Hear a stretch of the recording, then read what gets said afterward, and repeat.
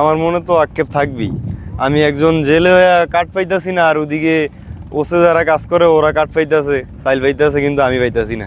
তা আক্ষেপ থাকবো না? ছোট থেকে, একদম ছোট থেকেই জাল ভাই, কিন্তু অনেকবার ট্রাই করছি যে জেলে কাঠ বানানোর লেগে, কিন্তু আমারে কেউ কাঠ বানায় দেয় না।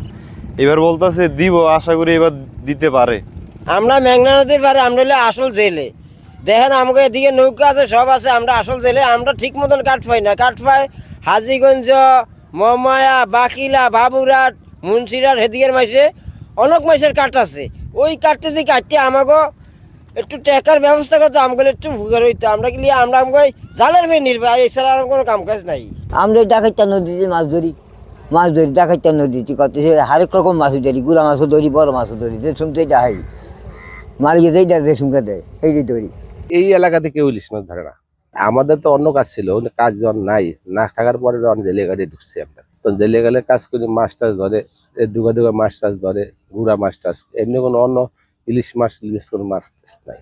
এমনি আমার পেশায় বেকারির ওই বক্স টস ওগুলি বানান আর কি। না আমরা হ্যাঁ যাই না, ইলিশ যত্ন মিলে হুদা করে লাভ নেই।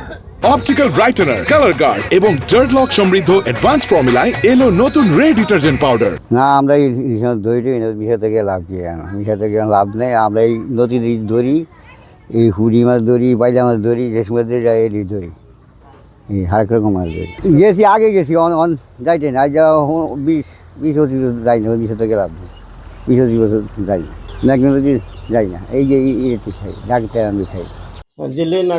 জেলে হাল নাগাদ তালিকা এটা এটা চলমান রয়েছে। এটা প্রতিনিয়ত আমরা করতেছি। আশা করি ইতিমধ্যে যারা মৃত প্রবাসী অন্য কাজে চলে গেছে বা ঢাকায় চলে গেছে, আমরা এগুলো দেখতেছি, এগুলো আমাদের নিয়ে আসা হয়েছে এবং অচিরে আমরা, এটা চলমান প্রসেস, জেলে ইনক্লুড হবে। আবার যারা ভুয়া বা অন্য যে পেশায় চলে গেছে তারা এটা থেকে বাদ পড়বে। এটা চলমান প্রক্রিয়া।